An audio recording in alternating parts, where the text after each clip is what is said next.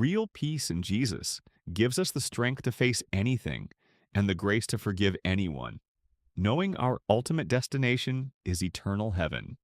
In Gospel of Mark 12:30, the call to love the Lord your God with all your heart, soul, mind, and strength points to a kind of total devotion that reshapes how a person sees everything, including suffering, conflict, and forgiveness.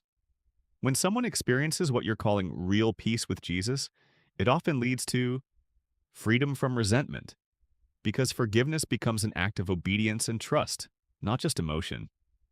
A different perspective on hardship. Earthly struggles feel temporary compared to eternity.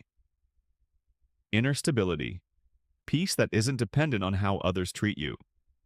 The idea that our final destination is heaven shifts priorities. It doesn't necessarily mean what happens on earth doesn't matter at all, but rather that it doesn't have the final word. That belief can make it easier, though still not always easy, to forgive others, even when they've hurt you deeply.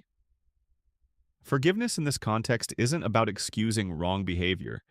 It's about releasing its hold on your heart and trusting God with justice. To break it down further. 1. Love and forgiveness go together. Gospel of Matthew 6:14-15. If you forgive others, your heavenly Father will also forgive you. Forgiveness isn't optional, it's central. Gospel of Luke 23:34. Father, forgive them, spoken by Jesus Christ on the cross. The ultimate example, forgiving in the middle of suffering. 2. Peace beyond circumstances. Epistle to the Philippians 4:7. The peace of God will guard your hearts and your minds. This is the real peace you mentioned. It doesn't depend on people or situations. Gospel of John 16:33. In this world you will have trouble, but take heart. I have overcome the world. Trouble is guaranteed, but it doesn't define your outcome. 3.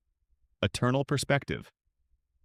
Second Epistle to the Corinthians 4:17-18. Light and momentary troubles achieve an eternal glory. This is where your idea comes from. Earth is temporary, eternity is what lasts. How to practically live this out, day-to-day one. Pause instead of reacting when someone hurts you.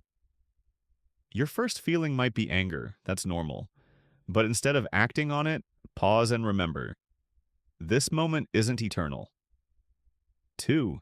Pray and forgive, honestly. Ask Jesus to help you let go if you struggle to forgive. That's real faith in action. 3. Separate forgiveness from trust.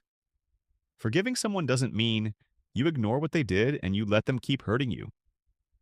It means you release bitterness, but you can still set boundaries. 4. Keep eternity in view. When something feels overwhelming, remind yourself, will this matter in eternity? Where is my real home?